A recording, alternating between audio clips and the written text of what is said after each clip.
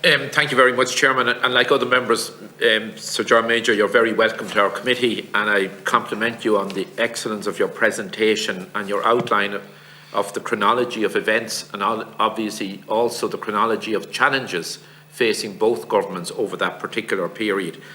You outlined that as you took up leadership of your party and took on the role of Prime Minister, that the backdrop was on these two islands with 25 years of terror, and that violence was totally unacceptable. And that, I recall being at the press conference after Albert Reynolds was elected leader of the political party that both Senator Blaney and myself belonged to, that he basically outlined the same thing, that there had to be a path to peace and that we had to banish terror and criminality and paramilitarism from Irish society. And I tell you, both of you played a huge role in bringing us the peace that we enjoy in this country today, and I compliment you on that work. Could I just say that I always believe that the Downing Street Declaration was a very, very important stepping stone.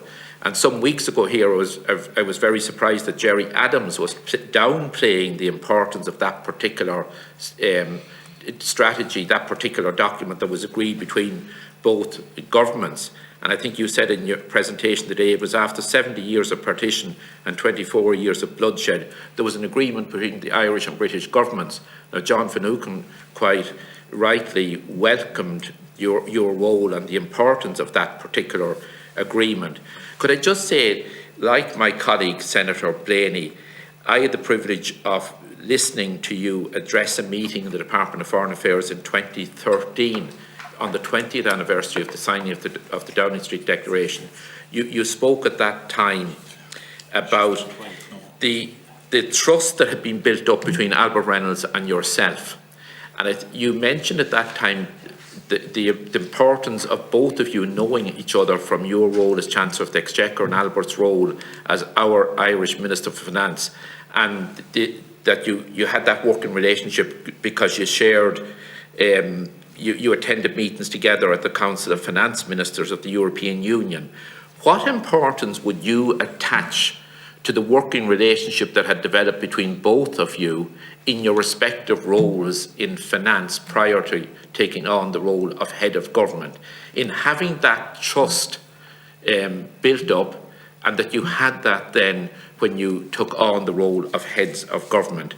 Was that particularly important? And I also want to acknowledge your generosity towards the role of Albert Reynolds, John Bruton and Tony Blair, your successor as Prime Minister as well, in the work that they did to bring peace to this island and peace between both Britain and a much more mature and good relationship between both governments and between both islands as well.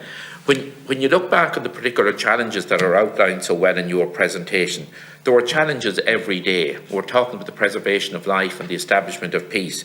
Surely it shouldn't be beyond the political process to get agreement in regard to trade between these islands and trade with the European Union, and in relation to the protocol.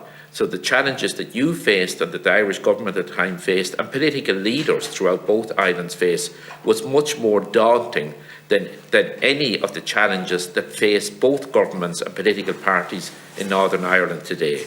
Thank you, Cathaoirligh.